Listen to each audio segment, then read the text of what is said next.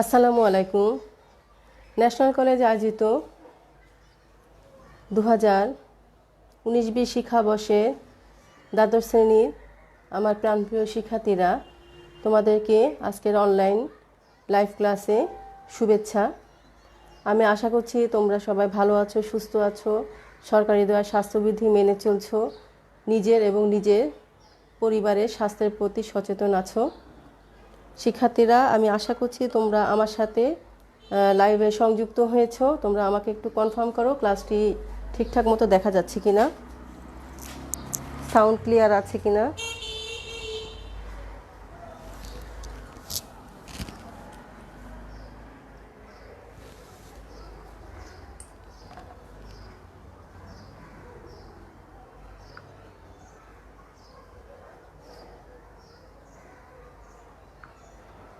Board দেখা যাচ্ছে কিনা, সাউন্ড ক্লিয়ার আছে কিনা, আমাকে একটু কনফার্ম করো।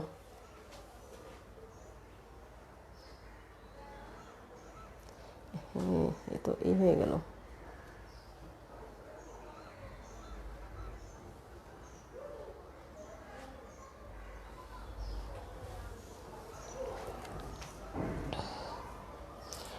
তো লক্ষ্য করো, আজকে আমি তোমাদের উচ্চতর গণিত দ্বিতীয় পত্রের ষষ্ঠ অধ্যায়ের 8 নম্বর ক্লাস করতে যাচ্ছি। প্রিয় শিক্ষার্থীরা, এই অধ্যায়টি অনেক বড়। তোমাদের মনে রাখতে হবে খ বিভাগে 4টি অধ্যায় আছে।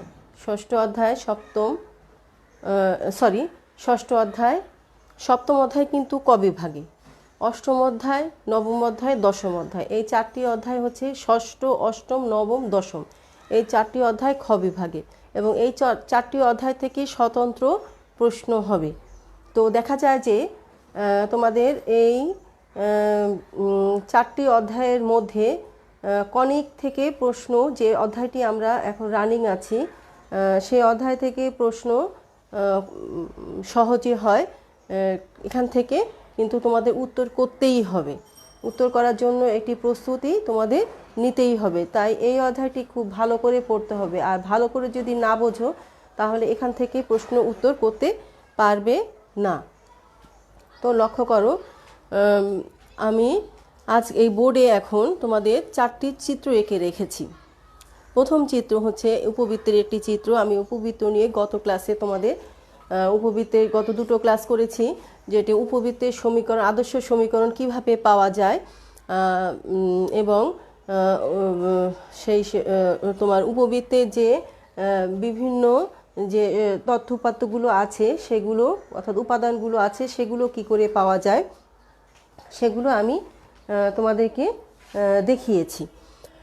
তো দেখো আজ, এবং তোমাদেরকে গতকালকে গ্রুপে আমি একটি শীট দিয়েছি, 2টি, একটি উপবৃত্তের সূত্রগুলো এবং আর একটি অধিবৃত্তের সূত্রগুলো। শিক্ষার্থীরা, উপবৃত্ত এবং অধিবৃত্তের সূত্রগুলো কিন্তু প্রায় একই, চিত্র 2টো আলাদা। এখন লক্ষ্য করো, এই যে এই উপবৃত্তটি আছে, এখানে আমি একটু তুলনামূলক আলোচনা আগে করে নিব, তারপরে আমি একটি অঙ্ক করাবো। তো লক্ষ্য করো, উপবৃত্ত এখানে যে চিত্রটি, প্রথম চিত্রটি আঁকা আছে, এই চিত্রটি কি হচ্ছে তোমরা আগেই শিখেছো, বৃহদাক্ষ, মানে সবচেয়ে বড় অক্ষরটা কোথায়, এক্স অক্ষের ওপর অবস্থিত হলে চিত্রটি এমন হয়।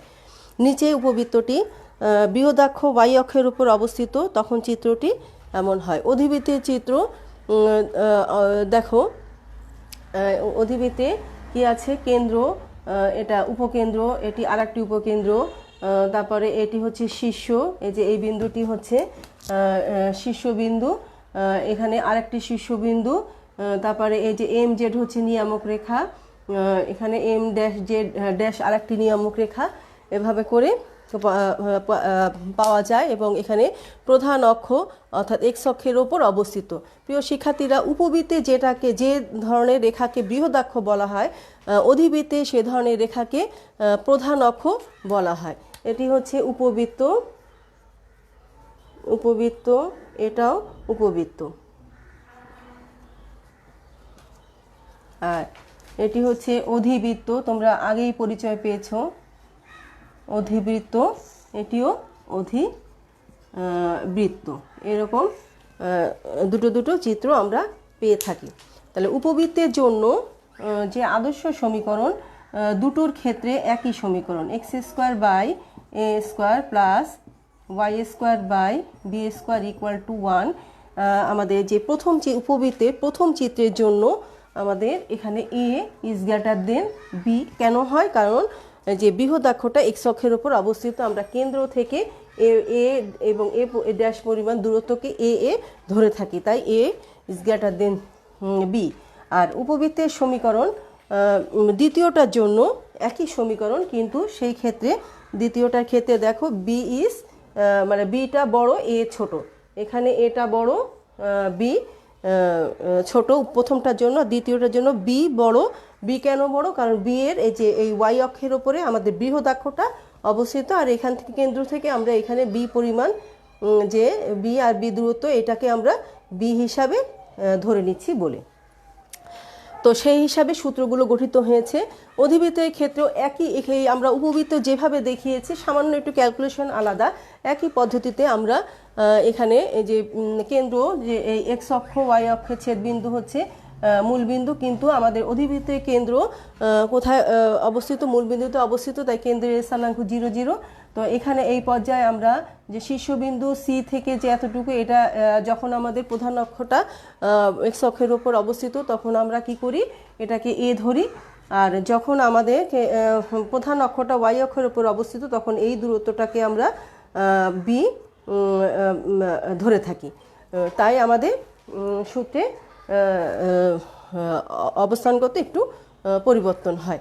তো অধিবৃত্তের সমীকরণ দেখো, এটা হচ্ছে উপবৃত্তের সমীকরণ, উপবৃত্তের আদর্শ সমীকরণ। তা একবার এ ইকুয়াল টু মানে এটা বড় বি এর জন্য, আবার আরেকবার হয় বিটা বড় এ ছোট, সেই হিসাবে আমরা একই সমীকরণ দুইভাবে দুই রকম সূত্র পাই, তোমরা চার্টে নিশ্চয়ই দেখেছো। আচ্ছা, অধিবৃত্তের সমীকরণ আমাদের হয় x square by a square minus y square by b square equal to 1। এখানে কি এ বড় না বি বড় সেটা বড় কথা নয়, এখানে বড় কথা হচ্ছে এই সমীকরণটি তখনই হবে যখন আমাদের এই চিত্রটি হবে, অর্থাৎ প্রধান অক্ষ এক্স অক্ষ বরাবর অবস্থিত। আর এখানে আরেকটি সমীকরণ আমরা পাবো y square equal to b square. প্রিয় শিক্ষার্থীরা, y square equal to b square equal to x minus x square by a square equal to 1। তখন এই সমীকরণটি আমরা পাবো এইটার ক্ষেত্রে, অর্থাৎ যখন আমাদের প্রধান অক্ষটি ওয়াই অক্ষ বরাবর অবস্থিত তখন আমরা বিটা এখানে অধিবৃত্তের ক্ষেত্রে যে উপবৃত্তের ক্ষেত্রে যেটাকে আমরা ক্ষুদ্রাক্ষ বলি একটি ফিক্সড মান পাওয়া যায়, কিন্তু অধিবৃত্তের ক্ষেত্রে এই ক্ষুদ্রাক্ষের আসলে ফিক্সড মান পাওয়া যায় না, এখানে একটি জটিল সংখ্যা পাওয়া যায় অর্থাৎ কাল্পনিক। তো তার উপর ভিত্তি করে আমরা এখানে এটাকে আনুমানিকভাবে এই যে কেন্দ্র থেকে আনুমানিকভাবে আমরা এখানে একটা কাল্পনিক বিন্দু ধরে নেই, যেটাকে আমরা বি বলে ভেবে থাকি। কিন্তু যখন আমরা এই প্রধান অক্ষকে ওয়াই অক্ষ বরাবর ধরব তখন এখানে আমরা যে শীর্ষবিন্দুকে বি ধরে বা বি এবং বি ড্যাশ ধরে নিব। তো সেই ক্ষেত্রে তোমার এক্স অক্ষের উপর যে অনুবন্ধী অক্ষের কাল্পনিক বিন্দু আমরা এ এবং এ প্রাইম বিবেচনা করব, অর্থাৎ আমরা স্মল এ এখানে ক্রিয়েট করব। তো আশা করি সূত্রের তালিকা থেকে তোমরা বুঝতে পেরেছো। এবার আমি সূত্রের যে উপবৃত্তের সমীকরণ দুটো একই, আমি আবারও বলছি উপবৃত্তের সমীকরণ দুটো যে চিত্রের জন্য একই সমীকরণ, কিন্তু একবার এ বড় বি ছোট আর একবার বি বড় এ ছোট। আর অধিবৃত্তের জন্য সমীকরণ দুটো চেহারাই আলাদা, একবার x square by a square minus y square by b square equal to 1, আর একবার y square by b square minus a square by x square by a square, মানে উল্টে গিয়ে মাইনাসটা মাঝখানে থাকে। তো আর এই ক্ষেত্রে আমাদের ওয়াই অক্ষের উপর প্রধান অক্ষটি ওয়াই অক্ষের উপর অবস্থিত হয়। আশা করছি বুঝতে পেরেছ। এই আলোকে তোমরা দেখো চার্টটি তোমরা নিশ্চয়ই দেখেছো, তারপরেও আমি একটু আলোচনা করতে হচ্ছে। এই যে 4 ধরনের চিত্রের জন্য উপবৃত্ত অধিবৃত্ত, দেখো উপবৃত্তের ক্ষেত্রে আমাদের কেন্দ্রের স্থানাঙ্ক কেন্দ্র আমরা মূলবিন্দু ধরেছি, এখানেও কেন্দ্র মূলবিন্দুতে, তাহলে সি এর অবস্থান কত উপবৃত্তের জন্য কেন্দ্র সি 0 0, অধিবৃত্তের জন্য কেন্দ্র সি বিন্দুতে এবং এখানে কেন্দ্র মানে মূল বিন্দুতে, তাহলে এই ক্ষেত্রেও আমাদের কি হচ্ছে, কেন্দ্রটা 0 0 হচ্ছে। উপবৃত্তে আমরা পেয়েছিলাম যে উপকেন্দ্রের স্থানাঙ্ক, না তার আগে আমরা শীর্ষ বলি। উপবৃত্তের ক্ষেত্রে আমরা পেয়েছিলাম যে শীর্ষবিন্দুর স্থানাঙ্ক কি হচ্ছে, যে প্রথম চিত্রের জন্য শীর্ষবিন্দু এ আমরা ধরেছি ±a0। প্রিয় শিক্ষার্থীরা, এই যে অধিবৃত্তের জন্য কিন্তু এই যে এখানে শীর্ষবিন্দু এ এবং এ প্রাইম, অর্থাৎ এটাকে একত্রে আমরা a ±a0 এভাবে বলতে পারি। অর্থাৎ এটার যে আমাদের যে শীর্ষবিন্দুটা আমরা যে ক্যালকুলেশন করে প্রমাণটা পাই, সেখানেও কিন্তু একই মান পাই। তাহলে মনে রাখার স্বার্থে আজকে আমি তোমাদের এই সূত্রগুলো, অনেক সময় দেখা যায় যে একই রকম হওয়াতে মানে কোথায় কোনটা পার্থক্য আছে আর কোথায় পার্থক্য নেই, তোমরা অনেকেই মানে ঠিকঠাক মনে রাখতে পারো, আবার অনেকে বিষয়টা একটু মানে মনে হয় যে কি জানি ভুলে গেলাম নাকি একটু গুলিয়ে যায়। তো সেজন্য আমি একটু তুলনামূলক আলোচনা করে নিচ্ছি। তো লক্ষ্য করো, গেল শীর্ষবিন্দু। আর উপবৃত্তের এই যে দ্বিতীয় চিত্রের জন্য আমাদের শীর্ষবিন্দু কিন্তু কি হচ্ছে, আমরা 0 ± b নিয়েছি উপবৃত্তের জন্য, 0 ± b। তাহলে অধিবৃত্তের জন্য কিন্তু সেমভাবে 0 ± b। আমরা এখানে নামটা b দিতে পারি, অর্থাৎ একটাকে b আর একটাকে b প্রাইম। এবার আসো দুটোর জন্যই, দুই ধরনের অর্থাৎ চারটি চিত্রের জন্যই আমরা দেখব যে উপকেন্দ্রের স্থানাঙ্ক আমরা এস, সাধারণত এস বলে থাকি। তো উপকেন্দ্রের স্থানাঙ্ক দুটোর জন্য, একটা এস একটা এস প্রাইম। তাহলে উপকেন্দ্র আমরা পেয়েছিলাম সি বিন্দু, ওই যে প্রথম চিত্রে সি বিন্দু থেকে এস এর দূরত্ব কত পেয়েছিলাম, ±ae, মানে ae পেয়েছিলাম, সেটা একটা প্লাসের দিকে একটা মাইনাসের দিকে। তাহলে ±ae, 0, যেহেতু এক্স অক্ষের উপর অবস্থিত। অধিবৃত্তের এই চিত্রের ক্ষেত্রেও আমরা একইভাবে পাবো যে উপকেন্দ্র, যেটাই ধরে না কেন আমরা সি বিন্দু থেকে উপকেন্দ্র ±ae 0, অর্থাৎ এক্স অক্ষ বরাবর প্রধানাঙ্ক রাখি আর বৃহদাক্ষ রাখি উপবৃত্ত অধিবৃত্তের ক্ষেত্রে আমরা উপকেন্দ্র কিন্তু স্থানাঙ্ক হিসেব করে একই পাই। তো এখানে যে দ্বিতীয় চিত্রে অর্থাৎ বৃহদাক্ষ y অক্ষের উপর অবস্থিত আর অধিবৃত্তের জন্য প্রধান অক্ষ y অক্ষের উপর অবস্থিত হলে সেই ক্ষেত্রে উপকেন্দ্রটা হয় 0 ± be। এখানে কিন্তু উৎকেন্দ্রিকতা, হচ্ছে উৎকেন্দ্রিকতা। তো এবার আসো, উপকেন্দ্রটা নিশ্চয়ই বুঝতে পেরেছ। শিক্ষার্থীরা, তোমরা বুঝতে পারছো কিনা আমাকে একটু কনফার্ম করে একটু জানাও। আমরা উপকেন্দ্র পর্যন্ত গেলাম। এবার দেখো, বৃহদাক্ষের দৈর্ঘ্য, এই যে এখানে সি ড্যাশ ধরা হয়, সরি এ ড্যাশ ধরা হয়। তাহলে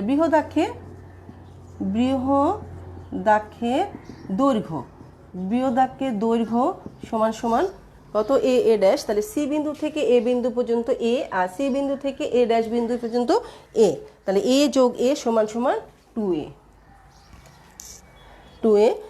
একইভাবে ক্ষুদ্রাক্ষের দৈর্ঘ্য আমরা পাই 2b। এখান থেকে বি পর্যন্ত বি, এখান থেকে বি প্রাইমের দূরত্ব বি, এখানে বি হবে, তাহলে বি প্রাইম। তাহলে এটা ক্ষুদ্রাক্ষের দৈর্ঘ্য কি হচ্ছে, 2b। শিক্ষার্থীরা, অধিবৃত্তের ক্ষেত্রে আমরা কি করব, অধিবৃত্তের ক্ষেত্রে এই বিষয়টাকে আমরা বৃহদাক্ষের পরিবর্তে লিখব প্রধান অক্ষ। আমরা এই অধিবৃত্তের জন্য বৃহদাক্ষের পরিবর্তে লিখব প্রধান অক্ষের দৈর্ঘ্য 2a। আর অধিবৃত্তের জন্য এখানে যেটা ক্ষুদ্রাক্ষ ছিল সেটি আর নাম ক্ষুদ্রাক্ষ থাকবে না, যেহেতু এটি কাল্পনিক, বাস্তবে আমরা পাই না। তাহলে এটাকে বলা হয় অনুবন্ধী অক্ষ।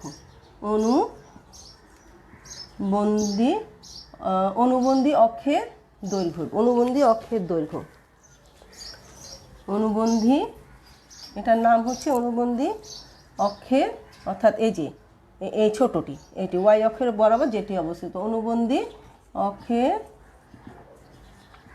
দৈর্ঘ্য সমান সমান 2b। প্রিয় শিক্ষার্থীরা, যেটা কাল্পনিক অক্ষ, এখানে আসলে জটিল সংখ্যা পাওয়া যায়, কিন্তু আমরা ক্যালকুলেশনের স্বার্থে এই জায়গায় একটি কাল্পনিক বিন্দু ধরে নেই, যেটাকে b নামে আমরা প্রকাশ করি। এবার আসো আমরা দৈর্ঘ্যটা দেখলাম। উপকেন্দ্রিক, আচ্ছা, বৃহদাক্ষের সমীকরণ লক্ষ্য করো। বৃহদাক্ষের সমীকরণ আমাদের, যেহেতু এটি এক্স অক্ষের উপর অবস্থিত, তাহলে এটি হচ্ছে y ইকুয়াল টু, শিক্ষার্থীরা, y ইকুয়াল টু 0। একইভাবে এখানে অধিবৃত্তের জন্য আমাদের বৃহদাক্ষের পরিবর্তে কি হবে? প্রধান অক্ষের সমীকরণ y ইকুয়াল টু 0। এগুলো আমি আজকের আলোচনাটি করছি মনে রাখার স্বার্থে, তোমরা যাতে মনে রাখতে পারো।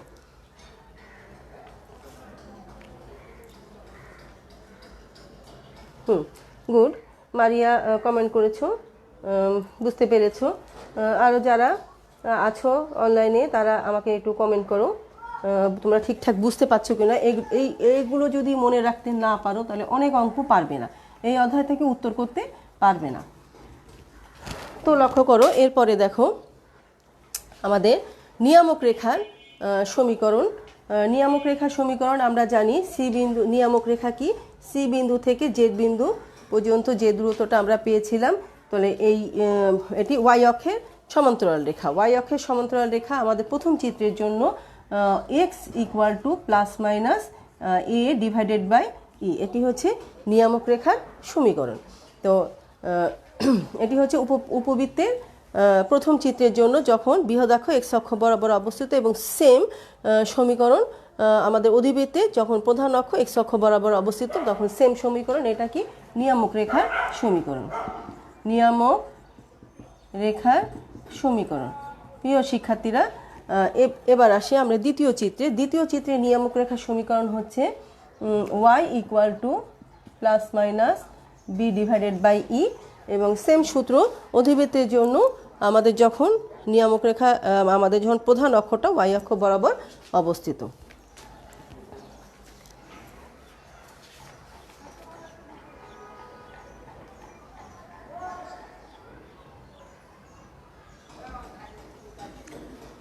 এখানে নিয়ামক রেখা দুটো, একটি হচ্ছে এই পাশে, আর একটি হচ্ছে এই পাশে।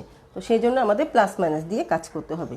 ক্যালকুলেশন করার সময় একবার প্লাস একবার মাইনাস নিতে হবে। আমাদের উপকেন্দ্রিক লম্বের দৈর্ঘ্য আমরা গত ক্লাসে শিখেছি। উপকেন্দ্রিক লম্বের দৈর্ঘ্য,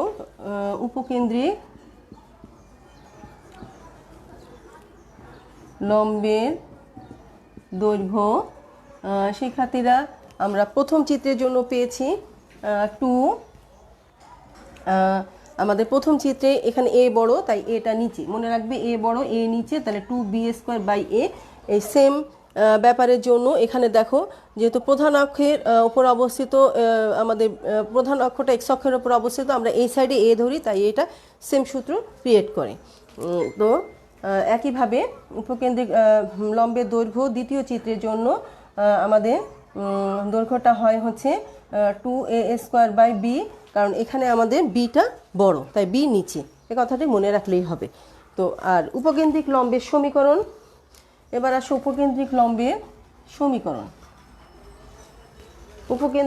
সমীকরণ। শিক্ষার্থীরা, আমি এখানে উপবৃত্তের যেদিন ক্লাস করিয়েছি, প্রথম উপবৃত্তের দুটো ক্লাসের মধ্যে প্রথম ক্লাসে আমরা দেখেছি সিএস, এখানে উপকেন্দ্রিক লম্ব যেটা, সেটা সমীকরণ। সিএস হচ্ছে আমরা পেয়েছিলাম হচ্ছে প্লাস মাইনাস, আমরা এ গুণ ই পেয়েছিলাম, তাহলে ওয়াই অক্ষে তাহলে x equal to plus minus A E. Same সূত্র হচ্ছে কার জন্য? অধিবৃত্তের জন্য। এবং উপকেন্দ্রিক এটা দ্বিতীয়, অর্থাৎ ওয়াই অক্ষের ওপর বৃহদাক্ষ বলি আর প্রধান অক্ষ বলি দুটোর জন্যই একই সূত্র, y equal to plus minus b. নিশ্চয়ই বুঝতে পেরেছো, কিন্তু একই রকম। কিন্তু এবার পার্থক্য আসো কোথায়? দুটোর মধ্যে সমীকরণে পার্থক্য, সেটি আমি তোমাদের দেখিয়েছি। আর পার্থক্য আছে হচ্ছে উৎকেন্দ্রিকতা। আমাদের উপবৃত্তের জন্য উৎকেন্দ্রিকতা √1 মাইনাস b² বাই a², যখন a is greater than b।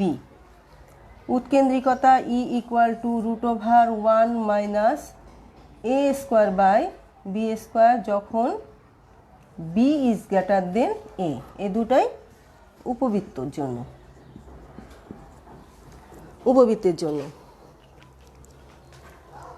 আশা করছি বুঝতে পেরেছ। এবার আসো অধিবৃত্তের জন্য। মনে রাখা এটা সুবিধা। অধিবৃত্তের জন্য আমি লিখব অধিবৃত্তের জন্য উৎকেন্দ্রিকতা, এখানে একটি প্লাস হবে। এখানে প্রধান অক্ষ এক্স অক্ষ বরাবর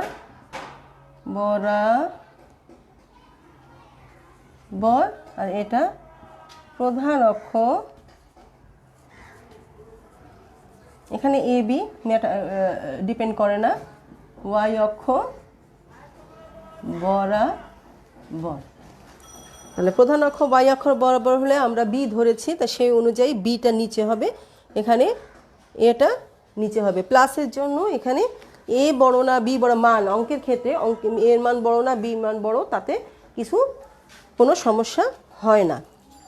আশা করছি বিষয়গুলো বুঝতে পেরেছো। এখন আমি একটি উপবৃত্তের একটি বড় অঙ্ক করাবো।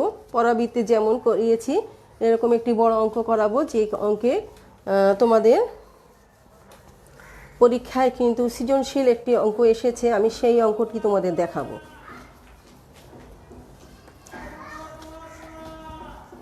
আমি বইতে দেখলাম 17 সালে সৃজনশীলে একটি 17 সালে সৃজনশীলে একটি অঙ্ক এসেছে, না 19 সালে সৃজনশীলে। শিক্ষার্থীরা, এখন আমি তোমাদেরকে যে অঙ্কটি করাবো সেটি তোমাদের বইয়ের একটি অঙ্ক, উপবৃত্তের একটি অঙ্ক, 4-এর 3। এটি বরিশাল বোর্ড 17 সালে এসেছে। সৃজনশীল প্রশ্ন 5-এর গ, তোমাদের বইয়ে 4-এর 3। তোমাদের বইয়ে কোশ্চেন নাম্বার 4-এর 3, কোশ্চেন নাম্বার 4-এর 3। প্রশ্নটি বলেছে, লক্ষ্য করো, প্রশ্নটি বলেছে যে 6x² plus 4y² minus 36x minus 4y plus 43 plus 43 equal to 0। এই সমীকরণের প্রশ্নে তোমাদের চেয়েছে হচ্ছে, বেশি কিছু চাইনি যেহেতু বোর্ড প্রশ্ন, এটি চেয়েছে উপকেন্দ্র এবং নিয়ামক রেখা সমীকরণ নির্ণয় করো। উপকেন্দ্র চেয়েছে, উপকেন্দ্র ও নিয়ামক রেখার সমীকরণ নির্ণয় করো। শিক্ষার্থীরা, প্রশ্নে একরকম চেয়েছে বোর্ড পরীক্ষা, এ ধরনের অঙ্ক যে কোনোভাবেই আসতে পারে। তো আমাদের যে কটি পয়েন্ট আমাদের জানা আছে সূত্রে, সবগুলোই তোমরা শিখবে। তো আমাদের সময়ও বেশি হাতে নেই, আমি এই কোশ্চেনটি সলভ করে দেখাবো। তো লক্ষ্য করো, সমাধান যাচ্ছি আমি। এখানে কিন্তু সবই তুমি পারবে, তুমি একটু মনে রাখবে, সবই তুমি পারবে। সূত্র যদি তুমি মনে রাখতে পারো তাহলে অঙ্ক তুমি পারবে, কিন্তু তার আগে তোমাকে এই সমীকরণটি আদর্শ সমীকরণের আকারে সাজিয়ে নিতে হবে। অর্থাৎ যেহেতু এটি উপবৃত্ত সমীকরণ, এখন আমার কথা হচ্ছে তুমি কি করে বুঝতে পারবে যে এটি উপবৃত্তের সমীকরণ, কি করে বুঝতে পারবে? দেখো, বোঝার কৌশল আছে। এমসিকিউতে কিন্তু এই ধরনের সমস্যার সম্মুখীন তুমি হতে পারো। অনেকগুলো সমীকরণ দিয়ে তোমাকে বলা হলো যে নিচের কোনটি উপবৃত্তের সমীকরণ, তোমাকে বলা হলো নিচের কোনটি পরাবৃত্তের সমীকরণ, বলা হলো নিচের কোনটি অধিবৃত্তের সমীকরণ, বলা হলো নিচের কোনটি বৃত্তের সমীকরণ। এই 4 ধরনের 4টি সমীকরণ দিয়ে তোমাকে 4টি এমসিকিউ প্রশ্ন, একই অপশন দিয়ে 4টি এমসিকিউ প্রশ্ন তৈরি করা যায়। তাহলে তুমি কেমনে বুঝলে এটি উপবৃত্তের সমীকরণ? লক্ষ্য করো, এখানে x² আছে, y² আছে, সহগ যাই থাক, x² y² এর মধ্যবর্তী চিহ্ন প্লাস আছে, এক্স স্কোয়ার ওয়াই স্কোয়ারের মধ্যবর্তী চিহ্ন প্লাস আছে, এবং এখানে এক্স অনেকটা এটা বৃত্তের সমীকরণের মতো দেখতে, কিন্তু বৃত্তের সমীকরণ নয়। এটা কেন? কারণ এখানে এক্স ওয়াই আবার নেই। এটা কেন বৃত্তের সমীকরণ নয়? কারণ এখানে এক্স স্কোয়ারের সহগ আর ওয়াই স্কোয়ারের সহগ আলাদা আছে। যদি এক্স স্কোয়ার ওয়াই স্কোয়ারের সহগ একই হতো, অর্থাৎ এখানে 6 আছে, তাহলে এখানে 6 থাকতে হতো, তাহলে এটি বৃত্তের সমীকরণ হতো। বা এখানে 4 আছে, এখানে 4 থাকতে হতো, তাহলে এটি বৃত্তের সমীকরণ হতো। কিন্তু যেহেতু এখানে এক্স স্কোয়ার সহগ আর ওয়াই স্কোয়ার সহগ আলাদা এবং মাঝখানে একটি প্লাস চিহ্ন আছে, তাই এটি বৃত্তের সমীকরণ নয়, এটি উপবৃত্তের সমীকরণ। যদি এই জায়গায় মাইনাস থাকে, এই দুটোর মধ্যবর্তী স্থানে ওয়াই আগে থাকুক বা এক্স আগে থাকুক, যে আগে থাকুক, এই দুটো এক্স স্কোয়ারের মাঝখানে যদি মাইনাস থাকে, তাহলে সেটি অধিবৃত্তের সমীকরণ হবে। যদি এই যে দুটো চলকের মধ্যে যে কোনো একটিতে স্কোয়ার থাকে, দুটি চলকের মধ্যে যে কোনো একটিতে স্কোয়ার, অথবা দুইটাতে স্কোয়ার থাকলেও যদি এক্স ওয়াই জাতীয় কোনো রাশি থাকে, দুইটাতে স্কোয়ার থাকলেও যদি এক্স ওয়াই জাতীয় কোনো রাশি থাকে, তাহলে পরাবৃত্তের সমীকরণ। আমি আবারও বলছি, পরাবৃত্তের সমীকরণ, যেমন এটাকে যদি আমরা পরাবৃত্তের আকারে লিখি, তাহলে কি হবে? এখানে পরাবৃত্তের জন্য কি হতে হবে? আবার বৃত্তের সাথে এখানে এক্স ওয়াই স্কোয়ারের সহগ দুইটা, যদি স্কোয়ার থাকে দুইটাই, তাহলে সহগ দুইটা একই হইতে হবে, এবং এখানে এক্স ওয়াই জাতীয় কোনো রাশি থাকতে হবে, মানে এ মাইনাস বি বা এ প্লাস বি হোল স্কোয়ারের সূত্র যেন অ্যাপ্লাই করা যায়, এই টাইপের। আর অথবা যে কোনো একটার মাথায় স্কোয়ার থাকবে আর একটাতে স্কোয়ার থাকবে না, এই জাতীয় সমীকরণ হলেও সেটা পরাবৃত্তের সমীকরণ। উপবৃত্তের সমীকরণ দুটাতেই স্কোয়ার থাকবে, মাঝখানে প্লাস চিহ্ন থাকবে, দুইটা সহগ আলাদা থাকবে। আর দুটাতেই স্কোয়ার থাকবে, মাঝখানে প্লাস চিহ্ন থাকবে, দুটার সহগ একই থাকলে সেটি বৃত্তের সমীকরণ। আশা করি তোমরা বুঝতে পেরেছো। এখন আমি সমাধানটি যাচ্ছি। প্রদত্ত সমীকরণ 6x square plus 4y square minus 36x minus 4y plus 43 equal to 0। খুব ভালো করে লক্ষ্য করো এ ধরনের সমীকরণ কি করে সমাধান করতে হয়। সমীকরণটা সাজাতে পারলে বাকি অংশ তোমরা একাই পারবে। সমীকরণটা সাজানোটা তোমরা খুব ভালো করে লক্ষ্য করো। তাহলে ইমপ্লাইজ দ্যাট লক্ষ্য করো কিভাবে আমি সাজাচ্ছি। এক্সগুলো এক জায়গায় রাখবো, মাইনাস 36x, এটাকে আমরা আগে ব্র্যাকেট দিব। তারপরে ওয়াইগুলো এক জায়গায় রাখবো। অধিবৃত্তের অঙ্কগুলো কিন্তু একই রকমভাবে করতে হবে। অধিবৃত্তের অঙ্কের শিক্ষার্থীরা এখানে যদি এক্স স্কোয়ার ওয়াই স্কোয়ারের চলকের যে কোনো একটা মনে করলাম, যদি ওয়াই স্কোয়ার এক মাইনাস থাকে, তাহলে মাইনাস সহ কিন্তু কমন নিতে হবে। ইকুয়াল টু আমি কি করব, ধ্রুব সংখ্যা রাইট সাইডে নিয়ে যাব, মাইনাস 43। প্রথম লাইন যা দেয়া আছে, দ্বিতীয় লাইন এভাবে করে আমরা সাজাবো। তৃতীয় লাইন যেটা হবে সেটাকে, এই যে আমি যে ব্র্যাকেট কেন দিলাম, ব্র্যাকেট না দিলেও তো চলতো, ব্র্যাকেট দিলাম এই জন্য কারণ আমার এখানে কাজ আছে। কি করতে হবে, এই দুটোর মধ্য থেকে আমাকে এই যে এক্স স্কোয়ারের সহগ কমন নিতে হবে, শুধু এই দুটোর মধ্যে, সম্পূর্ণটা থেকে না, এই দুটোর মধ্য থেকে। তাহলে 6x স্কোয়ার মাইনাস 6 6 36, 6x, শুধু এতটুকুর মধ্য থেকেই আমাকে এক্স স্কোয়ারের সহগ কমন নিতে হবে। এখানে প্লাস ওয়াই স্কোয়ারের সহগ কমন নিতে হবে ঠিক এই দুটোর মধ্য থেকে, y square minus y equal to minus 43। এরপরে দেখো আমরা কি করছি, এতটুকু অংশকে আমি হোল স্কোয়ার তৈরি করতে হবে। যেহেতু এখানে মাইনাস আছে, এ মাইনাস বি হোল স্কোয়ার তৈরি করতে হবে। 6 থাকলো, তারপরে x square minus 2 into x, 6 হতে লাগে 3 প্লাস 3 স্কোয়ার প্লাস এইটুকু চলে গেল। এবার 4 into y square minus 2 into y, এখানে আমাদের আসে মাইনাস ওয়াই, আমার এসেছে 2y, তাহলে কি হাফ দিয়ে ওয়াই রাখতে গেলে, ব্যালেন্স করতে গেলে হাফ গুণ করতে হবে, প্লাস হাফ মানে 1/4 ইকুয়াল টু মাইনাস 43। আমি কিন্তু বাহিরের থেকে কিছু কিছু অংশ এনেছি, দেখো এখানে 3 স্কোয়ার এনেছি, তাহলে 6 ইন্টু 3 স্কোয়ার প্লাস উভয় পক্ষে সমান সমতা করতে হবে, 6 ইন্টু 3 স্কোয়ার প্লাস 4 ইন্টু 1/4। এখানে হাফ স্কোয়ার মানে 1/4, তাহলে বাহিরে 4 আছে, ভিতরে 1/4 বেশি এনেছি, আমি এটি ব্যালেন্স করেছি।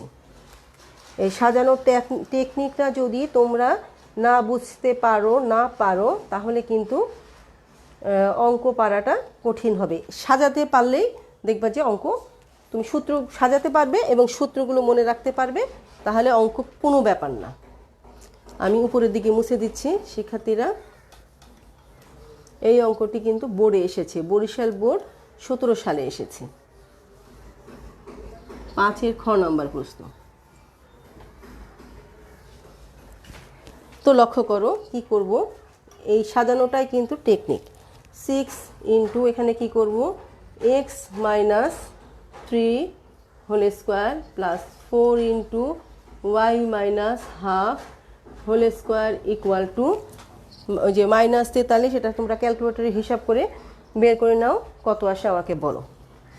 এখানে দেখো -43, এখানে 3 স্কোয়ার মানে 9, 9 6 নং 54, তাহলে 54 বিয়োগ -43 আর এখানে 1, তাহলে 55 থেকে 43 বিয়োগ করলে থাকে 12। আশা করি তোমাদের সাথেও মিলেছে। আমার হাতে সময় কম, তাই আমি তোমার অ্যান্সারে অপেক্ষা করতে পারছি না, এমনি 30 মিনিট হয়ে গিয়েছে।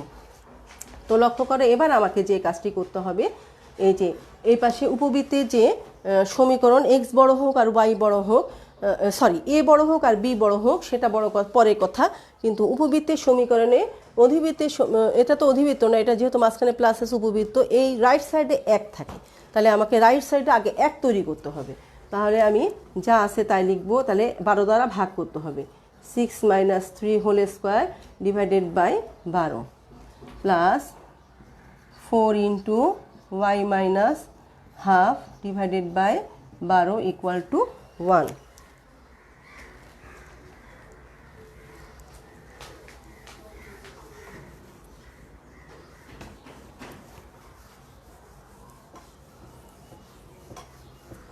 তোমরা বুঝতে পারছো কিনা আমাকে একটু জানাও।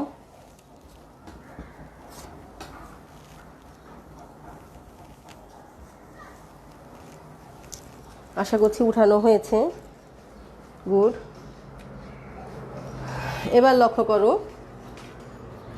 এখানে আমাদের কাটাকাটি যায়, তো আমরা শুধু তো আমি তো একটি অঙ্কই করাবো, কিন্তু তোমাদের তো আরও অঙ্ক করতে হবে। সবসময় তো কাটাকাটি নাও যেতে পারে, তাহলে 12 এখানে যেটা থাকে সেটা নিচে চলে যায়, তাই আমরা এভাবে করে আমি ক্যালকুলেশনটা দেখাচ্ছি। তুমি এই অঙ্কটার ক্ষেত্রে